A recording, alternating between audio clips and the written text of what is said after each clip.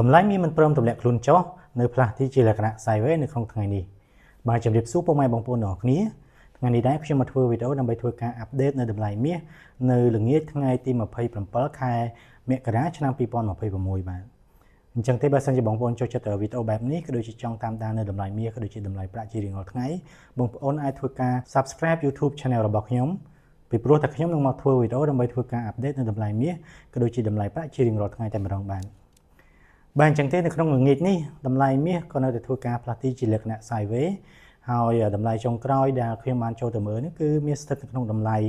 $5079ក្នុង1អោនឬបើសិនជាគិតជាតម្លឹងគឺស្មើនឹង$6123ក្នុង1តម្លឹងឬស្មើនឹង$612ក្នុង1 G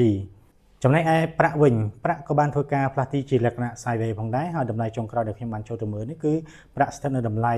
$111ក្នុង1អោនឬបើសិនជាគិតជាតម្លឹងហ្នឹងគឺស្មើនឹង$133ក្នុង1តម្លឹងឬស្មើនឹង$13.3ក្នុង1 G ហើយបើសិនជាគិតជាគីឡូក្រាមហ្នឹងគឺស្មើនឹង$3569ក្នុង1គីឡូក្រាមបាទអញ្ចឹងទេយើងចាំមើលថានៅក្នុងយប់នេះតើតម្លៃមាសអាចនឹងធ្វើការបន្តផ្លាស់ទីជាលក្ខណៈ sideways បន្តទៀតឬក៏មានការជ្រើសរើសផ្លូវណាមួយអាចជាបន្តហក់ឡើងបន្តទៀតឬក៏មានការទម្លាក់ខ្លួនចុះក្រោមវិញបើសិនជាមានការប្រែប្រួលនៅតម្លៃយ៉ាងណាខ្ញុំនឹងមកធ្វើវីដេអូដើម្បីធ្វើការអាប់ដេតដល់បងប្អូនអរគ្នានៅព្រឹកស្អែកបន្តទៀតបាទ